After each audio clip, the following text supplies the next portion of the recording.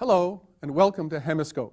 I'm Peter Smith, Professor of Latin American Studies here at the University of California, San Diego. Tonight, we'll begin our program with the chaos in Colombia, as the President and Colombian rebels end their peace talks and the military attempts to regain control of rebel-held territories. Then, a look at U.S. foreign policy toward Latin America, as President Bush prepares to travel to the region later this month. We'll follow that with a piece on a martial arts form from Brazil. Then, comments on border security from the former commissioner of the Immigration and Naturalization Service. And finally, a personal account on Cuban frustration with the United States.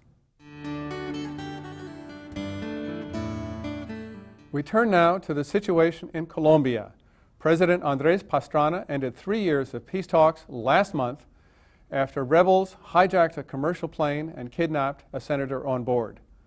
Pastrana retaliated by bombing rebel camps and ordering the military to invade rebel-held territory. Violence has escalated throughout the country as the rebels responded with a recent threat of total war. Here to talk about the crisis in Colombia are Sandra Alvarez, the Colombia Human Rights Coordinator of Global Exchange, based in San Francisco, and Cesar Cereceres, a professor of political science at the University of California, Irvine. Welcome, both of you. Cesar, let me start with you. Why did this event, this hijacking of the plane and the kidnapping of the senator, lead to a rupture of the talks? Was this an enormously big event? Did it come at a special time? Why the rupture of the talks on the basis of this attack? Most likely it was the culmination of growing frustration on all sides. If you recall, almost less than a month ago, talks almost completely broke down.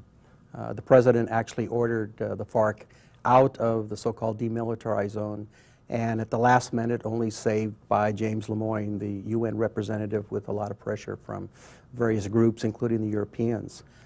So the talks were on edge. Serpa, the presidential candidate of the president's party, has lost considerable ground to Uribe, who was seen more of a pro-counterinsurgency, very proactive, less concerned about the peace talks. And right, this is Alvaro Uribe, who apparently has more than 50% support in some polls, taking a very hard line on the basis of these talks. Sandra, let me turn to you. Is Pastrana's action popular in Colombia? What do citizens think about the rupture of these talks? Well, one of the things that we've been hearing in the media is that, that his actions have been very popular.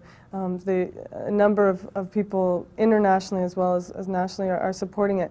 But what I've been hearing from the human rights groups, the peace groups, the groups of displaced people, indigenous people, the people that are working to make change in Colombia in a non-violent way, is that this is disastrous. They were really looking to the peace talks as flawed and as difficult and slow as they may be. They were really looking at that as kind of the last hope. And one of the main problems they had with it was that civil society was not represented at the tables. And the majority of Colombians, from my experience in working with people there, is that they don't feel represented by the guerrilla groups or by the government. And so if they're not at the tables, they don't feel like their voice is getting heard. Well, Cesar, what are the issues here? I mean, Pastrana gave the rebels, two rebel groups, control over vast amounts of territory, giving them considerable autonomy and, for a while, safety. Engaged in talks over a 3-year period. What are the talks about? Why can't they succeed? Part of it, like other examples in Salvador, Guatemala, and some of the African and Asian countries where internal wars have been as intense.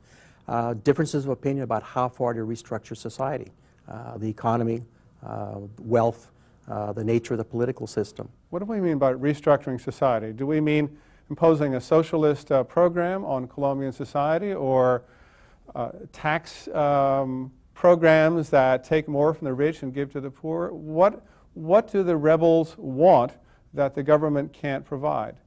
If one had to highlight maybe two areas, although there's, I believe, 10 or 12 items on the FARC agenda, One is to simply change the character of the government. We're not talking necessarily about a Marxist-Leninist system, but a way in which civil society, a way in which various groups that are largely unrepresented today in the political system have an opportunity. That may change the electoral system, it may change the way in which people are elected.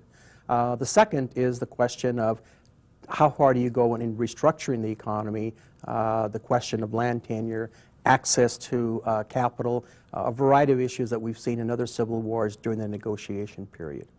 But these are simply non-negotiable. I mean, the two sides have taken stands that simply cannot provide an accord.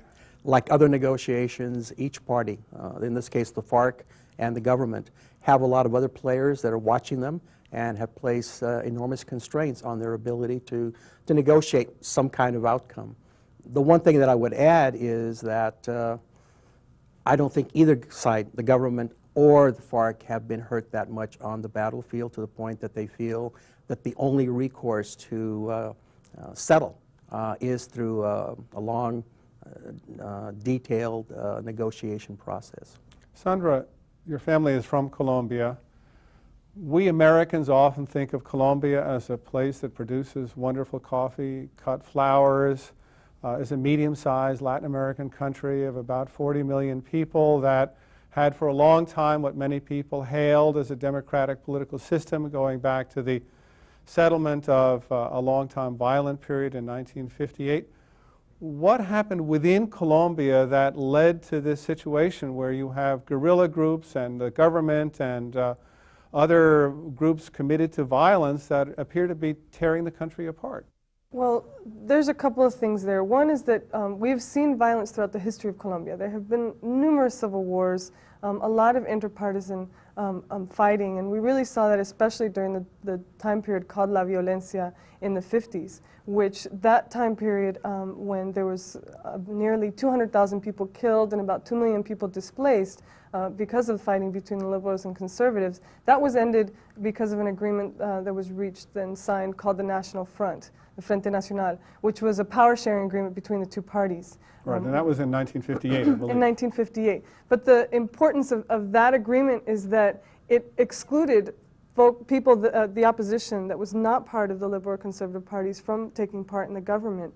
And it instead gave all of the power to those two parties. They would alternate in presidency, budgets were split in half, positions were split between the two parties. And so it seems that the politicians were no longer held accountable to the people, but instead to each other. They were already guaranteed positions in the government. And so there was a lot of opposition that was repressed violently.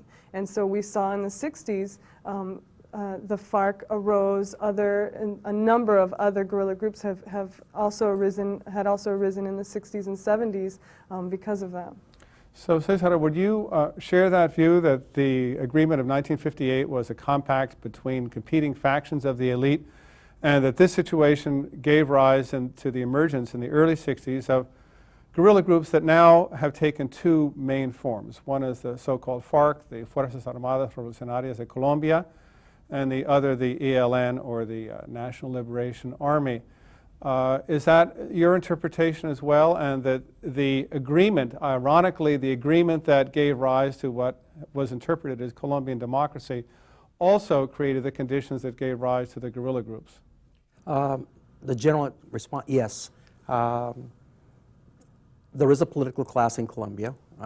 Its primary objective was to survive. And the negotiation that ended the initial civil war was to maintain the political system and the two parties. So others were excluded. However, since the mid-50s, everything's evolved. The nature of the government, the nature of the army, the guerrilla groups themselves. The ELN feeds off the oil pipeline in terms of its income. The FARC, or at least some FARC fronts, feed off of the drug-producing areas of southern Colombia. Right. I've actually seen an estimate that the FARC income from its collaboration or participation in drug trafficking is around $200 million a year. Now, whether that's high or low, it sounds like the FARC is getting a lot of money from drugs.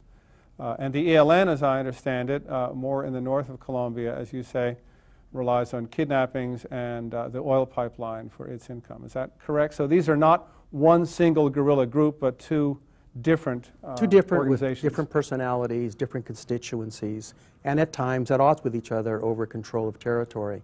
The point I was going to make was that the actors have the same names, but they've evolved in terms of their political agendas, their constituencies, and in some respects, a far more complicated agenda for 2002 than, say, in the 1960s or 70s. And the new arrival in this scene is the so-called paramilitaries, these kind of mysterious self-defense groups that appear to have a more or less right-wing ideology.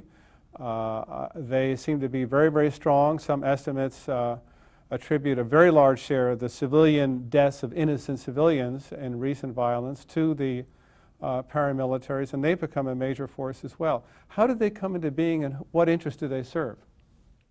There's controversy over their actual origins. For some, most likely they came out of what was known as the Pepes. It was an organization that was designed by the government as well as allies of the government to go after Pablo Escobar. Out of that came a lot of retribution. The Pepes were people who had been persecuted by Pablo Escobar. Out of that came the Castaño brothers, Carlos Castaño and others. So that was one origin. Fact is that there's probably a variety of origins. These various self-defense groups, some are linked to drugs, others are linked to rather well-to-do business people, and others are in fact self-defense forces at the local level who only protect the villages, protect their areas from both and anybody who comes in armed.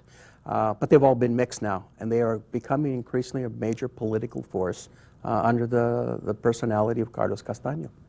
So, Sandra, the panorama in Colombia then has actors such as the government and with its army and police.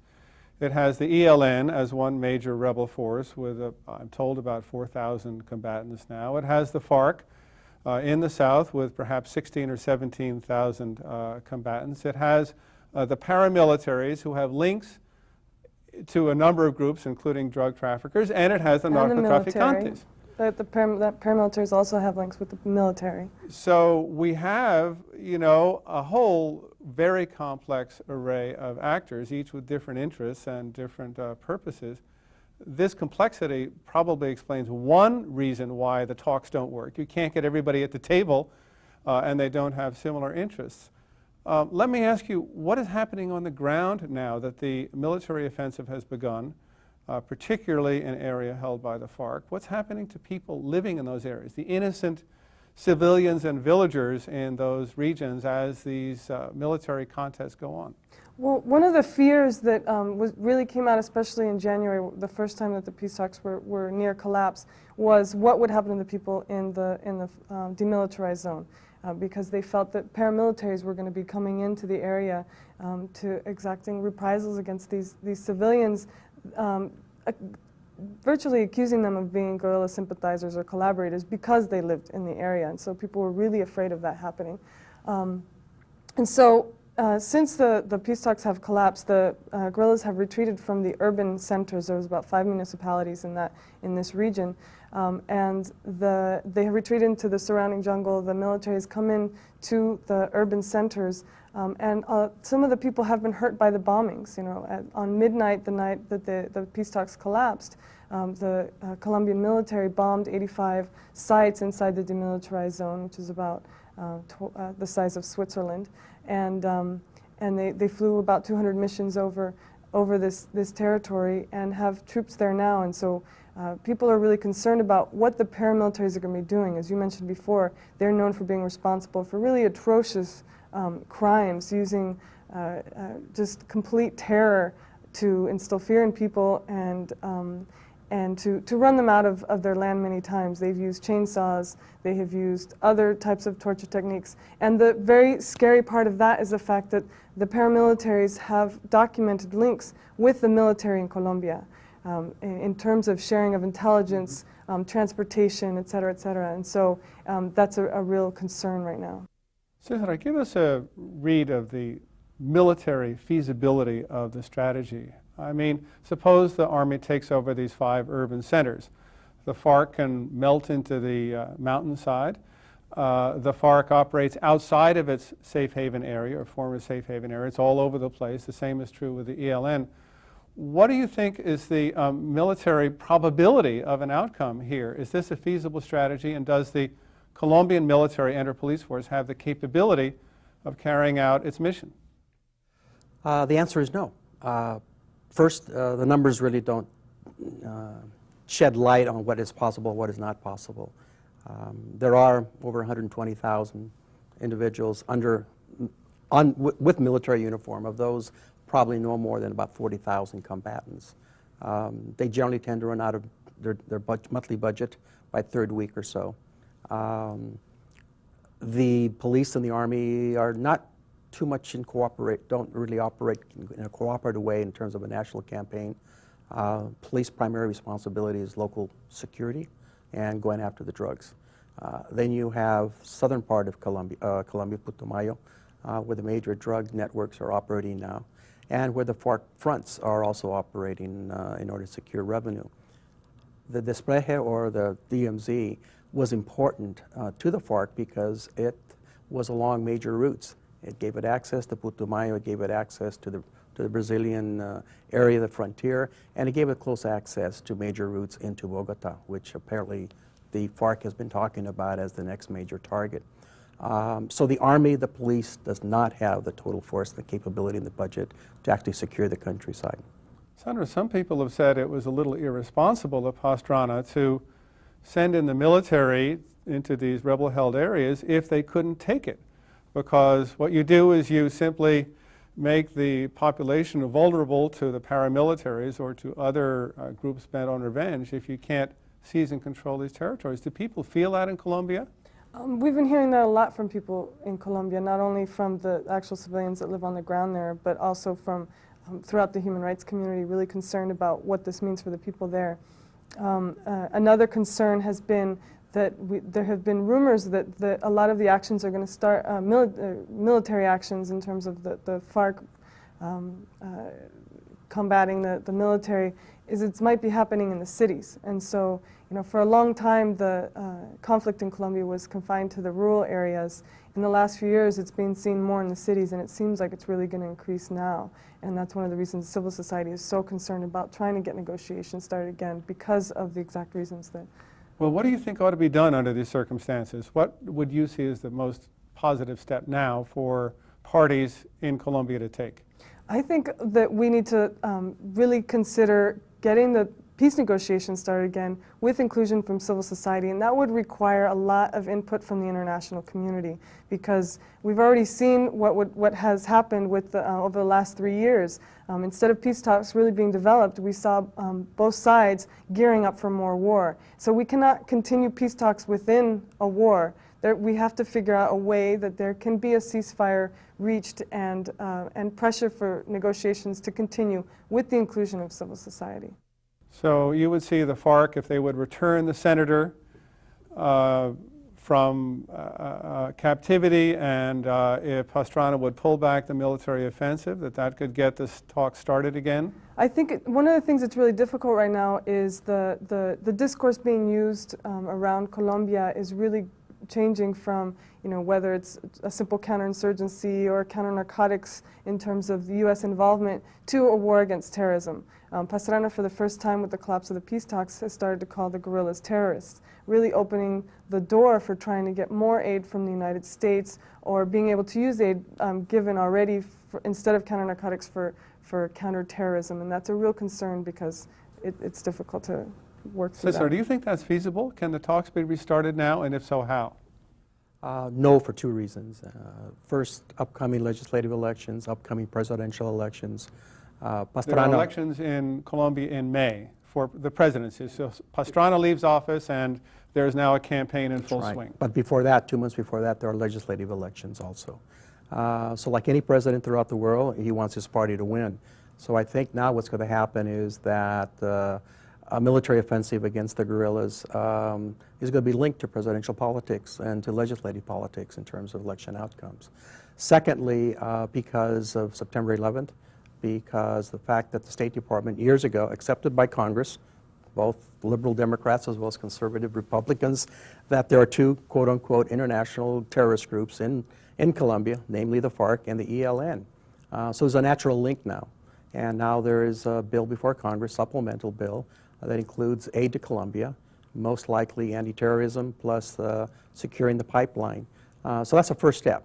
And over the last 2 weeks, the principals have been meeting to discuss whether the United States will take greater initiatives in Colombia. Do you think there's any way to stop it? I mean, this is an inexorable process that's simply going to bring the United States deeper and deeper in and make the conflict more and more violent within Colombia. Do you see any halt to the process anywhere? If I could just add, though, that the paramilitaries on September 10th were also added to the list of foreign terrorist organizations, but we're not hearing much about the U.S. being interested in going after that terrorist group. So it's mainly the FARC and the ELN that is the object of this. Do you see any end to this, or is this simply going to be a quagmire both for Colombia and for U.S. policy?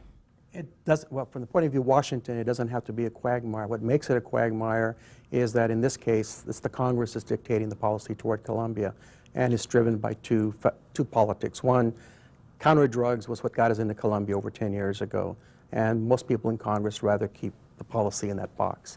The second is a human rights issue of who's killing whom. They're both being blurred by September 11th, by the breakdown in the peace negotiations. So my best guess is that it's not all-out war because neither side has the capability to do that. But there's no peace talks. There won't be until the next president's elected. Senator, what do you think the United States could do in about 15 seconds? Should we withdraw? I think that we should not get involved in any counterinsurgency because that's what it would be. These are not international terrorist groups located in Colombia. They are subversion within the country, and I think the United States should not be involved in that conflict. We'll watch this very closely. Thank you both very much. And now, U.S. foreign policy toward Latin America. It's been 14 months since George W. Bush became President of the United States. Later this month, he will make his first extensive trip to Latin America, with stops in Mexico, El Salvador, and Peru. Here to put this trip in context is Richard Feinberg, a former official in the Clinton administration and now a professor at UCSD's Graduate School of International Relations and Pacific Studies. Welcome, Richard. Thank you. Thank you for having me, Welcome Peter. back to HemiScope. Always a pleasure.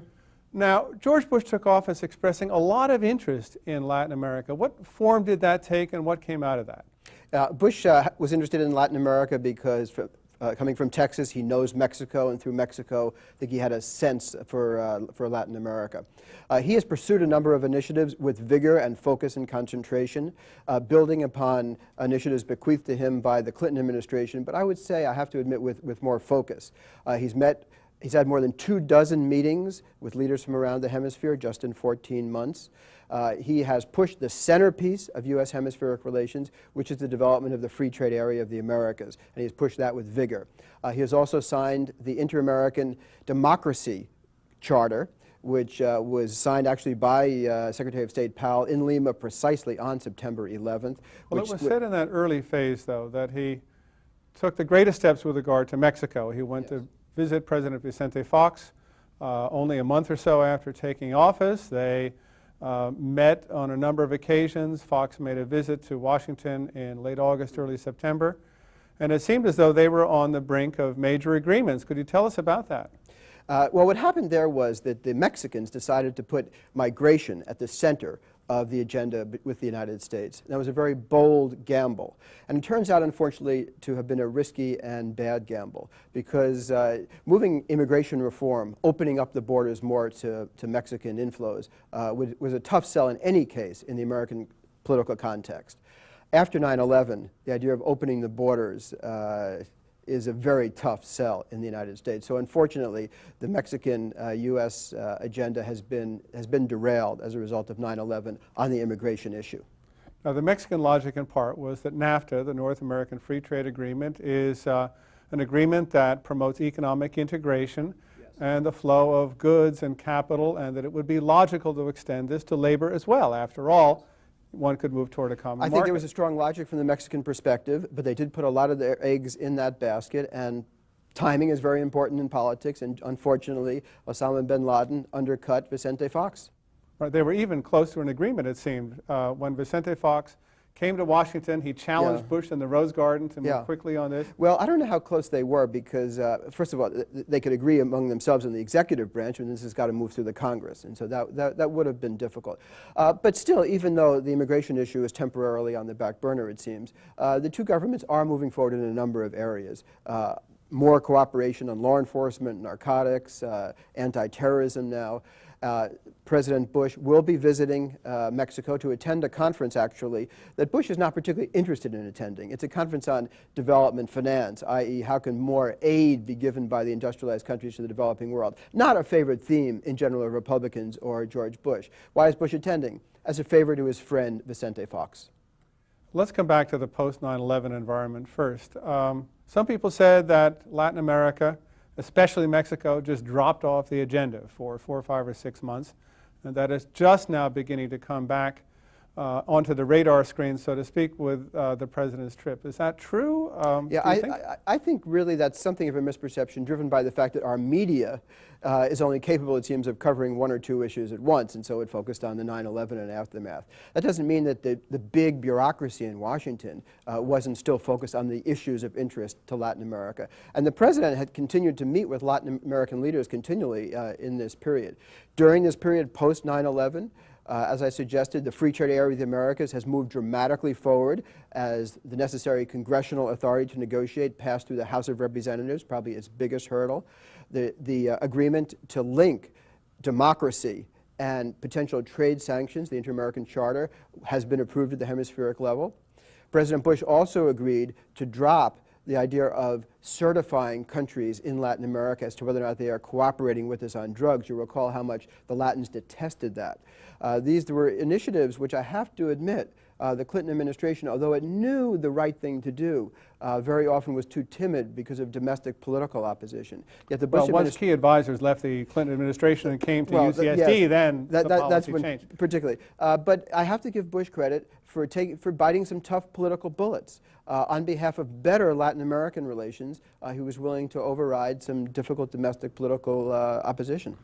Let me ask you a little bit about the Bush policymaking team as regards to Latin America, because some have said that the president is paradoxically somewhat alone in this interest in Latin America, that neither Donald Rumsfeld nor Dick Cheney nor Colin Powell has extensive interest or expertise in this area, and that he's given key policy-making positions to people from the Cuban American community who are very, very strident on a number of issues. Perhaps it is said as a political payoff for votes in the past or votes in the future. Yeah, Florida.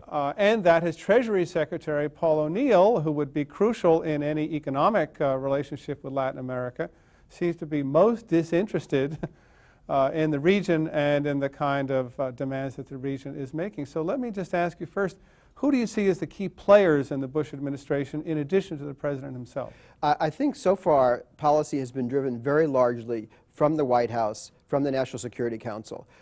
And Bush has as his major aide on Latin American affairs John Maisto, who's a career diplomat, a very sensible guy. And I think what Maisto has basically done is taken the agenda that was inherited really from the Clinton administration and in some degree really from Bush the elder, namely to push free trade, to strengthen democracies in the region. Those are the 2 centerpieces, and that he's continuing to roll forward on those 2 key initiatives. Now let's come back. In other words, there's really a strong bipartisan foreign policy towards Latin America, and the Cuban American issue really doesn't engage in any fundamental way, and therefore I think it's not likely to disrupt the fundamental bipartisan thrust of hemispheric relations. Well, but some might say that the passage of Trade Promotion Authority in the House in December was by a single vote, 215 to 214.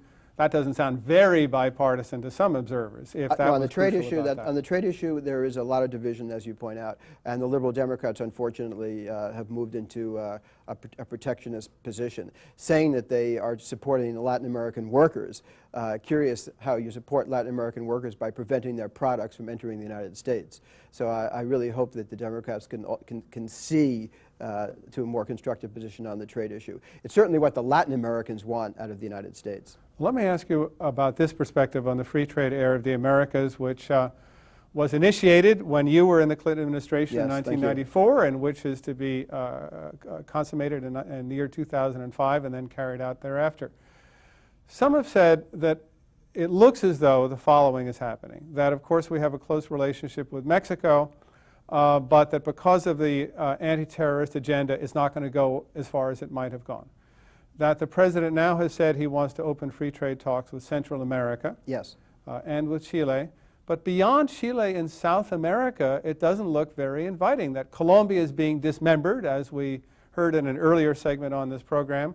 That Brazil is being kind of protectionist. That Argentina has had a major economic collapse and has a new president who's going back to populist there are rhetoric. problems, which is all the more reason why we need to move forward ahead with protecting democracy and tying democracy to free trade. And I think the administration plans to do that. It was quite dramatic to announce that we are now going ahead with a free trade area with all of Central America. That's 50 million people. That's a big step forward. And that's the one reason the president will be visiting El Salvador, to emphasize the value to El Salvador and the United States of incorporating the Central Americas into a free trade area. The president recently met with the president of Uruguay, and they talked about a free trade area between the United States and Uruguay, which they, I think, will engage in once the free trade agreement has been negotiated with Chile, which should occur this year. That's Uruguay, although a small country, is in the heart of South America and in Mercosur. And so strategically, that would also be a big leap forward. And 2005, after all, to wrap up the whole agreement in terms of international trade talks, is really not far away.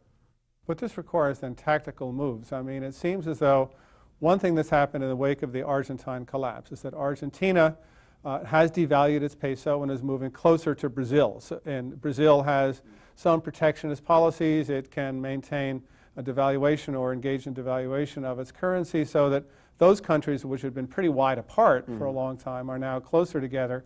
So is what President Bush is trying to do is to sort of pick off other countries and regions, sub-regions in the area to get them involved? The way I would put it, most of the other countries have actually approached the United States and asked to join the free trade area of the Americas. This is a Latin American interest and desire.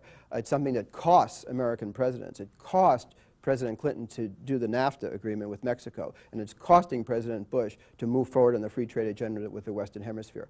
There is a lot of protectionist sentiment in Brazil. What the United States has to do is work with the other Latin Americans basically to encircle Brazil with free trade pacts, and then in the end, Brazil will have no choice but to join in the rest of the Western Hemisphere in a free trade area.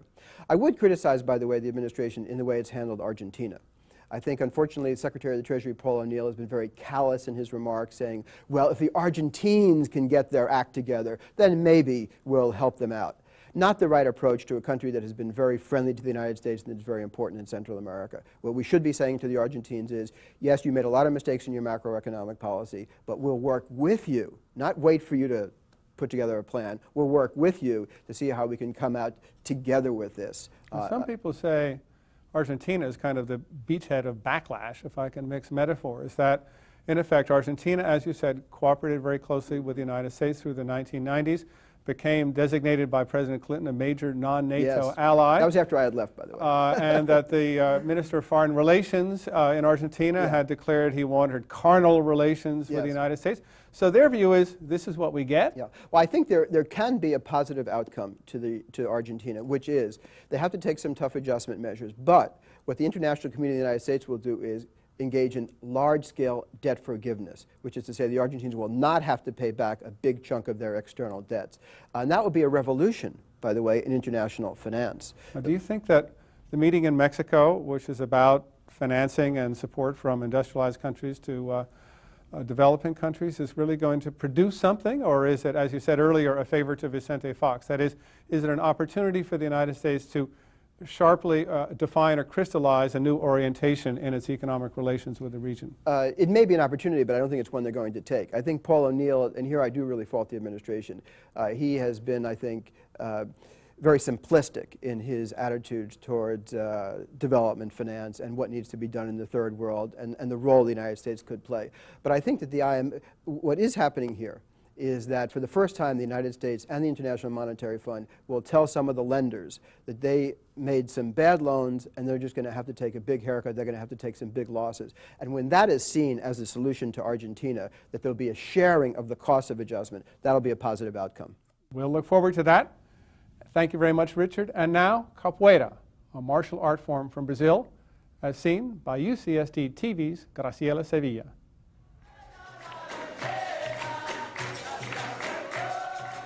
The essence of Brazilian popular culture is captured in the martial art known as capoeira. Backed by singing, clapping, and the beat of folk instruments, capoeira duels take place inside a circle where players take turns at stylized contests. Combatants use acrobatic movements, sweeping kicks, backflips, and body play to create an artful ritual of self-defense. A true hybrid, capoeira defies strict definition. Is it a dance, a game, a fight? Joining me to discuss the magic and mysteries of capoeira are Paulo Batuto, instructor with Capoeira Mandinga of San Diego, and his wife Melanie, an accomplished green and yellow belt player. Thank you for being here. Thank you. Thank you. So, Paulo, I understand there's a lot of controversy about the origins of capoeira. Some say that it was imported to Brazil from Africa, and other people say it originated on the streets of Brazil. Where did it come from? What's the story you like best? My story is capoeira is definitely from Brazil. Capoeira, the slaves, they had to hide, the martial art aspect as a dance to get their freedom and to survive. So it was a fight disguised as a... Yes. As a dance, as an art. Yeah, as a dance, yes.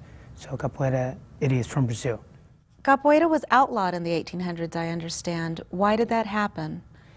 That happened because the slaves, when they got their freedom after the slavery, they had nothing. They have no job, no place to stay, no home, nothing. So and they used what they had. They had the capoeira skills, and they fought in the street to get their own things. And they were kind of like outlaws. So the government saw it as a form of rebellion? Yes. And a threat? Exactly. Yes. Okay, so it sort of went underground then for a while. Yeah. Was the singing also used as a form of communication? Traditionally, it was a time for them to pass on stories of history, stories of the slavery.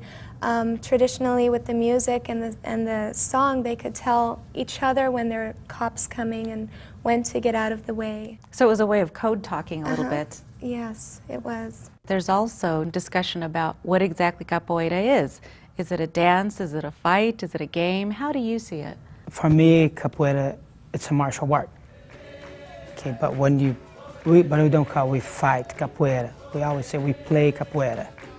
And I would describe capoeira as a kind of like chess game. When you move, and expecting the person move in a certain way, thinking about your second move, and you can trick the person, you can be very creative to play a really good game. How is it played between two people? How does the game go? The game goes, you have the instrument set up on one side, and you have the circle, and everybody is, sometimes they sit, and sometimes they just stand, and two people goes, you shake the hands to show your respect to the person first. But once you go to the circle, to the roda, so you have to show your skill, and the person has to show, their skill. And that there's no combination anymore. All the movement is back and forth. The dialogue, the physical dialogue goes like back and forth, questions and answers. So sometimes we have some very friendly game, sometimes we have some, tough game, challenging, and that's the way it is. But there's no, every time you play in a roda, it's a tournament. You make points. No, you show your skills, the person show, their skills, and that's the way you play the game. You have to have both offensive and defensive reflexes. Yes. It's very crucial, because if you're not aware of what the other player's game is, you could get injured very easily. And if you're not aware of the skill level of the other player, he could get injured. So it could be a very playful and fun thing, but also it's very dangerous. The other thing that I noticed about capoeira is that the music seems like an integral part of the game. And you brought some instruments here with you today. I wondered if you could show us what you have. And So I'm going to show, this one is the berimbau. It's the main instrument for the berimbau. Excuse me. And we use cachixi. Those are we use. seeds or Yes, seeds inside. inside a little rattle? Yes. A little woven rattle? And this is called Bachata. This is rock, but we call dobrão. So you actually have a metal string to turn this into a bow? Yes. Okay.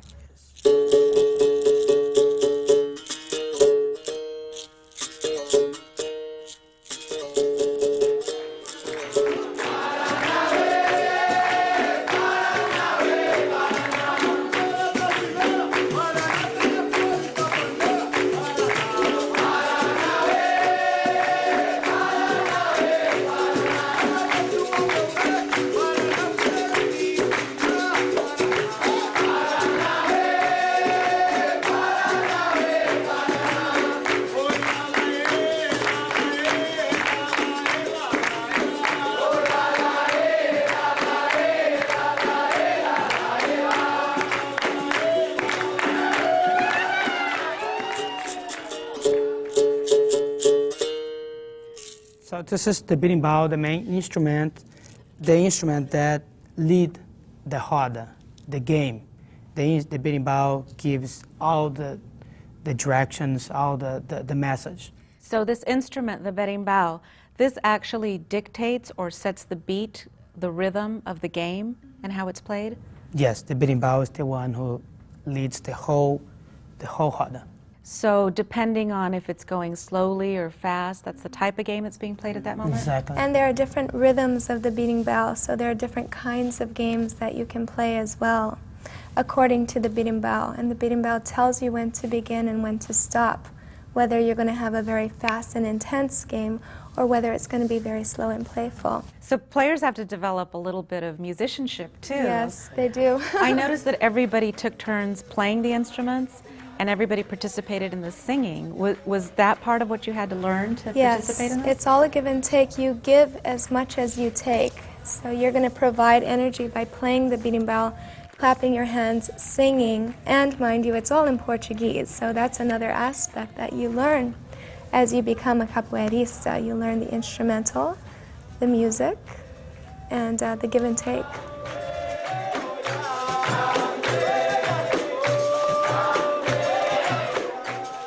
And today, if this was something that originated with the slaves and perhaps the working class, today, who is it that practices capoeira in Brazil? It's popular among what kinds of people, or is it all levels of society? All levels of society. Like most of the universities now, they have capoeira classes. They also have, I think the same way they start here, like the after-school program to take kids out of the street, you know, through capoeira. We do that here in San Diego too, but in Brazil it's very popular. How successful are children at learning this? Seems like a pretty complex art. And with children, we played a lot. They love to stay upside down and roll and all this movement. I think capoeira for children is perfect. It almost seems easier for children to learn because they haven't built a pattern in their bodies yet. And so when they learn from a very young age, they develop the musculature and the balance. And if, say for example, you start in your mid-20s or 30s, you've already become accustomed to the way you move. And so it's harder for you to break your old habits. But with children, they're so flexible to begin with, and they're very open. And what about women? Is this very popular among women? This is one martial art where you'll see that you have 50% women and 50% men, and I think it's wonderful because I like to see a lot more women out there, not necessarily competing against the men, but with them.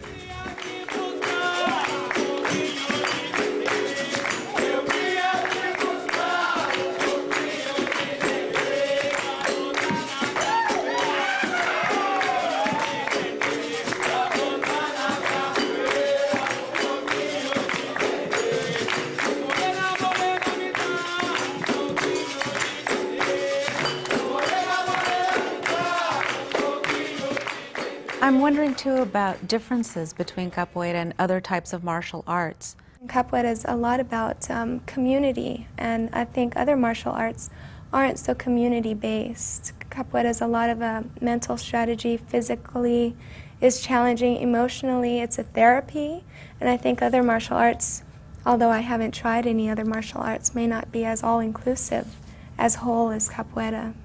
Right now in Brazil, they say Capoeira is the second most popular sport after soccer. Okay. Well, Melanie and Paulo, thank you so much for coming to HemiScope tonight and sharing with us about Capoeira. Thank you for having us.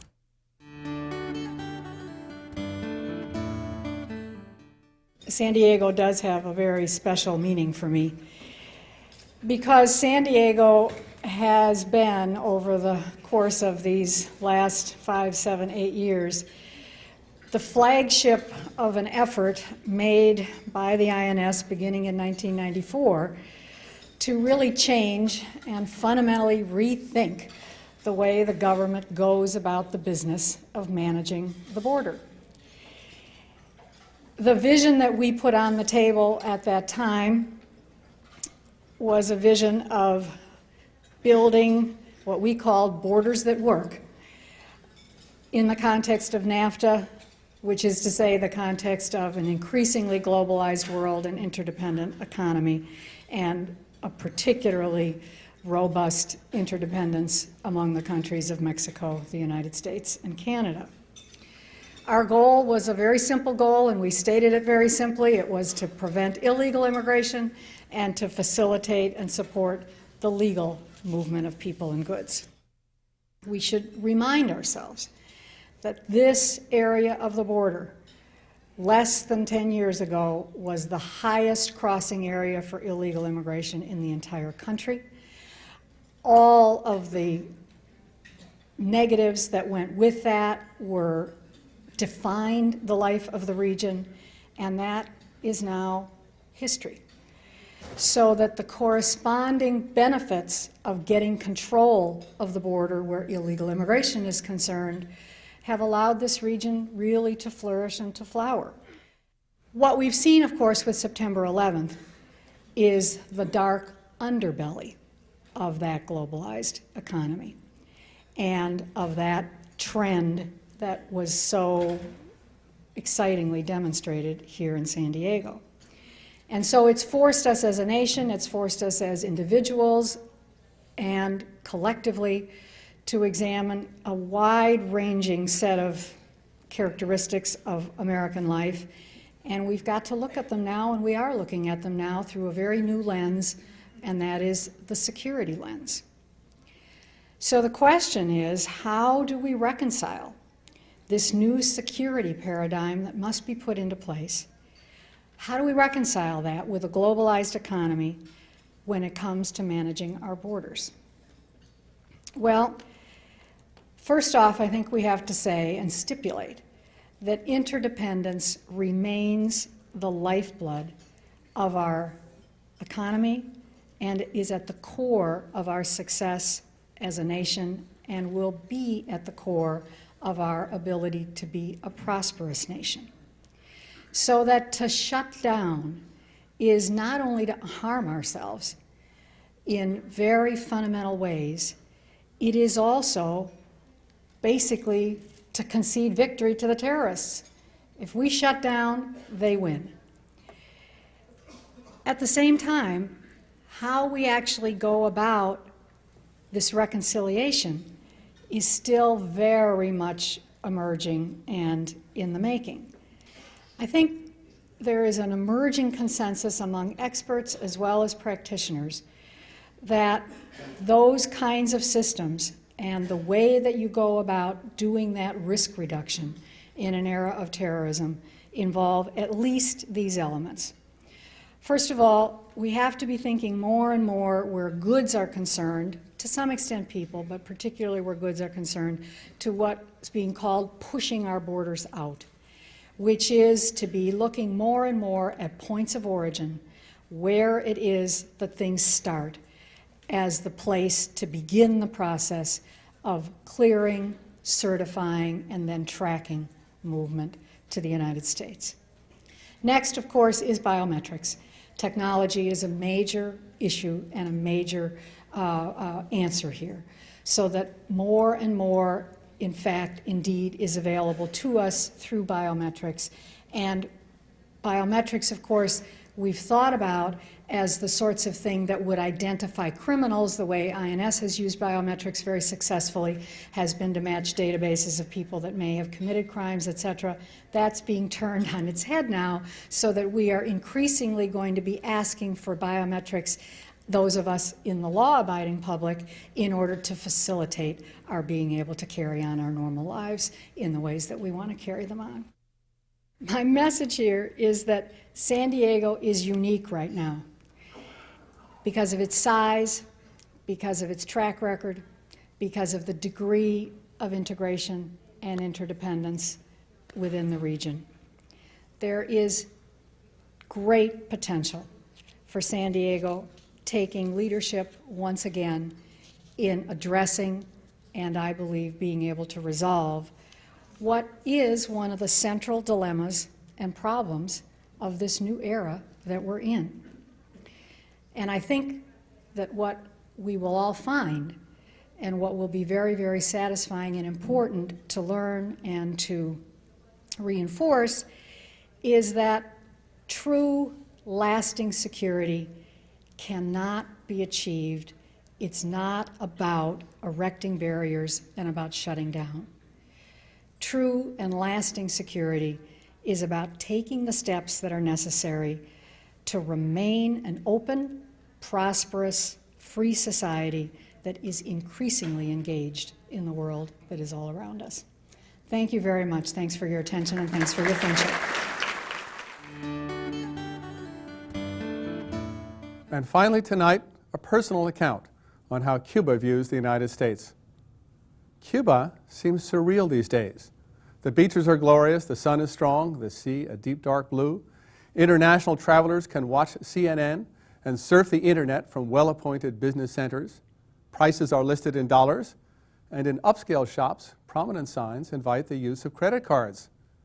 Reality then intervenes. You cannot use those MasterCards or Visa cards if they draw on U.S. banks.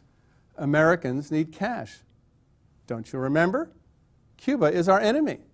There's an economic embargo in effect, justified as an effort to strangle the Cuban economy and to overthrow the Fidel Castro regime. Ironies are everywhere. Cuban kids play baseball, our national pastime, in the shadow of billboards exhorting citizens to sustain their revolutionary fervor. The elegant Hotel Nacional de Cuba, constructed in the mid-1950s, boasts full-size murals on its walls with likenesses of former celebrities. Old-time movie stars like Errol Flynn and Rita Hayworth, Frank Sinatra, of course, and, revealingly, mafia gangsters such as Meyer Lansky. A socialist enterprise thus titillates and challenges American sensibilities with reminders of a decadent capitalist past. Last week I visited Cuba to take part in a seminar entitled Cuba and the United States in the World. I saw suggestive signs of change and continuity. For one thing, there's a palpable sense of relief. Cuba and its government somehow managed to survive the ending of the Cold War and the collapse of the Soviet Union, thought by many observers to be Fidel Castro's principal source of political strength. The last time I was there, in the mid-1990s, I found widespread apprehension. The economy was in shambles, so was much of downtown Havana. Thousands of desperate citizens were setting out in tiny rafts to cross the Florida Straits, and Washington openly declared its intention of bringing down the Castro government. But Cuba survived. Tourism expanded. New cars came from Europe and Korea. Parts of Havana have been refurbished. Prostitution has declined. Not only that, but politics have changed. Fidel remains the jefe máximo, but governmental decision-making has become more and more institutionalized. A new generation has come into power, people in their 40s and 50s who are bright, pragmatic, and purposeful. The revolution is aging, and so is its maximum leader. And if the United States has forgotten Cuba, or at least turned its attention away from the island, Cuba remains obsessed with the United States. Understandably so. As the saying goes, just because you're paranoid doesn't mean they're not out to get you. What we heard from leading Cubans, academics and government officials, young and old, was a sense of bewilderment and frustration. They wonder why the embargo still exists 10 years after the collapse of the Soviet Union and 4 years after the U.S. Pentagon reported that Cuba's once vaunted armed forces pose no more than a negligible threat to the U.S. or surrounding countries. They complain that Cuba's condemnation of the September 11 terrorist attacks was ignored by the American media and government. So was its offer of airspace and airports for American planes still in flight on that dark day. Not to mention its silent acceptance of the U.S. decision to detain Taliban and al-Qaeda prisoners at the U.S. naval base at Guantanamo Bay on Cuban soil, its prompt ratification of all 12 UN resolutions resulting from 9/11, and its proposal for a joint U.S.-Cuban agreement on anti-terrorist action. They also point out that Cuba has suffered a 30% decline in tourism as a direct result of the September attacks. And President Bush declared in January that the U.S. government will continue to list Cuba as a state sponsor of terrorism, just like the axis of evil. So they plaintively ask, what do we have to do to get a break? The U.S. government has a clear answer. Cuba has to move toward democracy, as defined by the United States. According to the Helms-Burton Law of 1996, Cuba has to dismantle the current regime, move toward open elections with international monitors, adopt free market policies, return property to the pre-1959 owners, and get rid of Fidel Castro and his brother Raul. This is a remarkably intrusive prescription, evoking what one Cuban scholar sees as the underlying theme of U.S.-Cuban relations, the tension between sovereignty and submission. In our seminar discussions, we Americans offered an alternative view. It's politics, we say. It's about the Cuban-American community in Miami, the Florida vote in the 2000 presidential election, and not coincidentally, the president's brother and his campaign for re-election as governor. The foreign policy won't change unless domestic politics change. Under the present circumstances, we solemnly declared, there's really nothing you can do. However accurate it might be, this perspective is not very gratifying to Cubans. It seems cynical and even demeaning. You could almost hear them ask, don't we deserve to be more than pawns in U.S. electoral contests? Seminar participants generally agreed that, in the long run, the blockade will vanish and the U.S. will eventually extend diplomatic recognition to Cuba. After all, we've already done that with Vietnam. What we don't know is when that will happen, or whether it will ever happen so long as Fidel Castro is in power or even remains alive.